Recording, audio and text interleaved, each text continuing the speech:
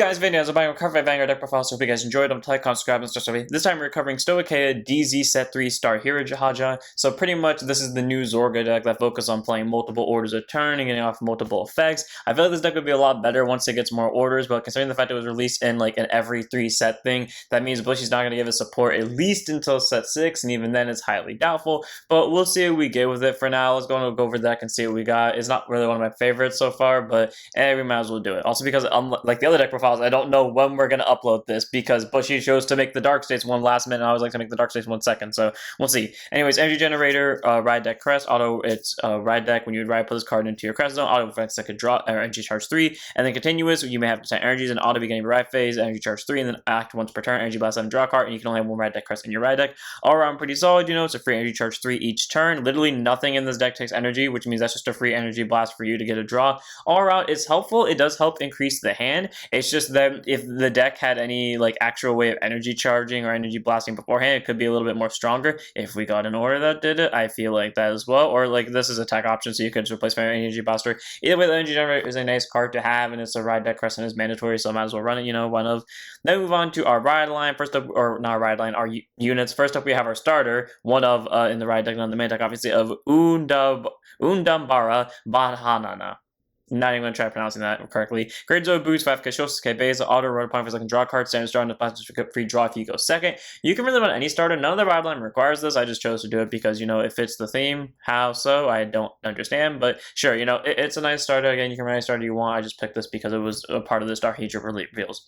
Then we move on to our triggers. First one, over trigger and Source Dragon DD of Blessings, best 4. Great Zone boost, 50k shield, 5k power, over trigger in your deck. On revealed as a trigger, move that card, draw a card, choose one means it gets plus 1 for the turn, and if it during your draft check, activate its additional which you get to draw a card, choose our mutes, it gets a crit for the turn, all your promo gets plus tons of power, and if your damage on the same number of cards your opponents or more, you get a free heal. So, guaranteed, drive check this or damage check this, someone gets a million to draw, so either someone's hitting the turn or someone's not going to hit that turn, and then if you drove check it, you get a total of 2 draws, you get an extra crit, your promo gets plus 10k, and you get a free heal. So, basically, the thing that gets the millions getting the crit, or the Vanguard's getting the crit, they let that through. Either way, Bless Before is a very powerful over trigger, being able to pull off multiple effects at once. It's not an instant win card, but it does make it a hell of a lot harder for your opponent to win once you pull it, especially if you're going all in on the aggro. You can run Volna for more consistent multi-attack, Spoiler for recycling, or any of the other over triggers for their respective purposes. I choose to run Best Before because A, I like running the Nation over triggers, and B, Best Before is literally my favorite of the over triggers.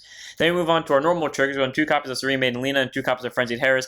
I have to say this in every video now because again, I don't know what order these are going up in because Bushy screwed me over in the order they chose to release these in. But anyways, in this set, for some reason, I had the weird feeling that I wanted to run fronts again. So literally almost if not every deck in this set has 2 fronts and 2 draws in it. Why? I don't know. That's just how I chose to do this. Anyways, 2 of Lena, 2 of Frenzied Harris. Both are great Zos with boost and 4k power. One has 15k shield, one has 4k shield. Or, sorry, one has 15k shield, one has 5k shield. One's a draw trigger, one's a front, but they both share the same skill and continues guard circle. If your opponent's Vanguard's a grade 3 or greater, they'll get plus 5 in shield. So there's 9k shield for Lena, 20k shield for Frenzied Harris. All around pretty solid. Lena helps increase the hand as a draw trigger, and when you're trying to not draw a bunch of grade 3s such as these, and then also try to get your Personarized in hand, which this deck likes to actively avoid for some reason, Lena's definitely helpful for that. But then also the front trigger, being able to give your entire front row 10k and allow you to go on the offense a lot more consistently is great, because this deck really doesn't like me and will flood my hand with these, but then I will only draw triggers, meaning all of my normal units for some reason stay in deck outside of the PG, and I will never draw my Personarized ever. But yeah, so Lena's helpful for trying to circumvent that in the front trigger. Well, like I said, since I'm only drawing triggers, it's nice to have a little bit of offense. And then we have a total of 7 crits, 3 peppery pepper, grades of boost, 20k shield, 5k power. You can really run any crit just supposed to make this peppery pepper because why not? It's the newer crit closer to the time of Stauhirhaja's reveal. Then we have 4 copies of Aspiring Maiden Alana, grades of boost, 50k shield, 4k power, critical trigger, auto rear guard, and then about the booster, put it to soul 2, means you get 3k for the turn. Okay, cool, you know, free 2k, that doesn't necessarily make the difference. Well, then again, you also minus your opponent's Vanguard power down to 10k or 7k respectively, so that 2k actually might make the difference. But also being able to go to soul in a deck that, granted, only has 1 soul blaster, but a very powerful soul blaster at that, definitely really nice to have. So 7 crits in total for that pressure, especially when you're doing multi-attack. Then we have 4 heals and cheery support. Elf grades of boost, 50k shield, 5k power, standing heal, and that's about it. You can really run any heal you want. I just chose to run this one because I like Peppery Pepper, just closer to the time of Stauhirhaja's release. And you can even run counting heals if you want. I just don't like counting heals too much because I feel like the 2 situational being a fluctuating 10 to 25k shield. But again, you can run whatever heal you want. Then move on to our grade 1s. 4 copies of Tamed Knight Clive. Clive is a grade 1 with boost, 5k shield, AK base, and auto drop zone at the beginning of your battle phase. If you play 2 or more cards this turn, sorry, let me phrase that. If you play 2 2 or more orders this turn. Counterbalance 1 calls card to rear guard circle. All around pretty solid. Like, it's a simple CB to call itself. My only hate with this is playing the deck the way it is. Like, playing it without counter charges, playing the inherent Stauhirhaja line the way it's, like, of its own support cards, you will run into a CB problem. Why? I don't know. But Clive just being able to call himself is nice. I just wish there was some other benefit to it. Maybe, like, I don't know, unflooding your hand with grade 3 orders. The amount of times I will either have all grade 3s, all all triggers, or a combination of the two, but in, like, the worst way possible, and I mean in the worst way possible. Yeah, I wish I had a way to maybe add this back to hand for guard power, but hey, it is a free rear guard, and, you know, it is a ditch fodder for Ride deck or PG or stuff like that from previous turns, so it is a nice grade 1 to have. I just hate the fact that, technically speaking, you can't proc this on first grade 3 turn if you go second, and we'll understand why towards the end of this video, so 4 of Clive, though.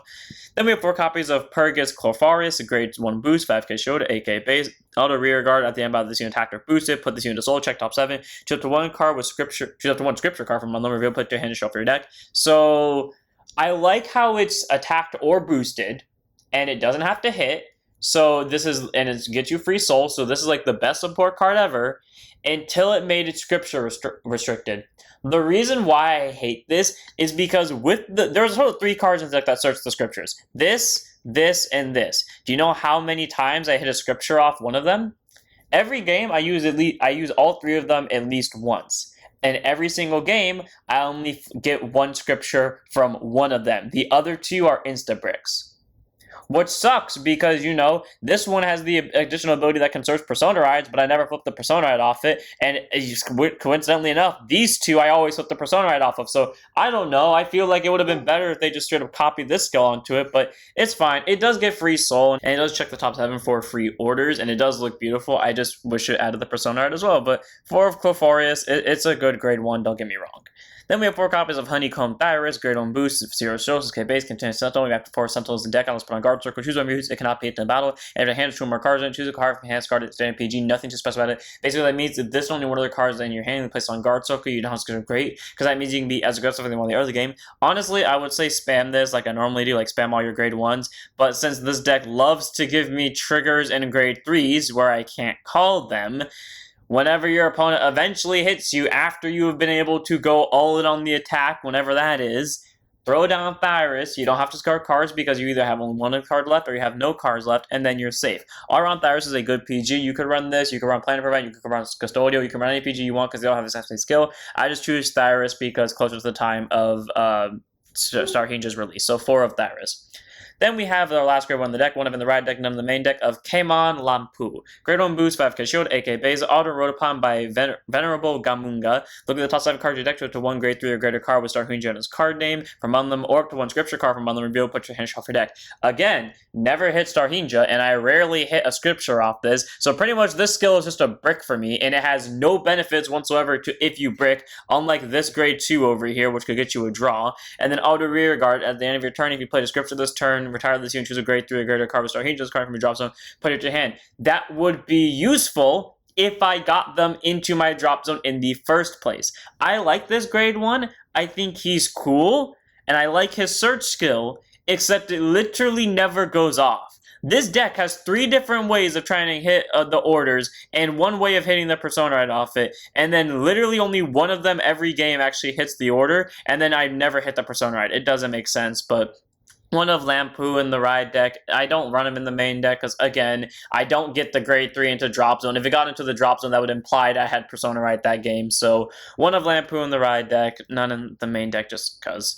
Then move on to our grade 2s. 3 copies of Azure Sky White Scales, Asporia, and Saphira. So grade 2, Intercept, 5k shield, 10k base, Donation of Keter, and Stoicheia. Auto and place on rear guard circle from hand other than during the battle phase. Check the top card, put it back to top, or immediately discard it, and then counterboss one to perform one of the following. Either choose a normal order from your drop zone, bounce it back to your hand, or choose a grade 2 or greater card from your drop zone, call it to rear guard. Okay, I don't love the fact that it eats into the CB, but A, it deck stacks, and like I did earlier, or like I did yesterday when I was recording the match between this and Roro, you can use it to stack crits at the top of your deck, or just triggers in general to the top of your deck, or if you don't flip the trigger, you can just send it to drop zone, and it can recycle orders, and I really do like that effect because, again, I see both orders consistently enough, but like sometimes I will see well, not sometimes, most of the times I will see one more copy than the other, meaning one of them I will have in hand always and the other one I won't. So that being able to recycle the one that I don't always have is helpful. And again, it's a tech card, so you can do whatever you want with it. I just choose to keep this one here because recycling, you know, a free Persona Ride searcher would be helpful, so I could actually Persona Ride. Because I feel like there are a lot of games where I've lost with this deck, where if I had a Persona, I would have won. Or, you know, if any of my searches actually went off.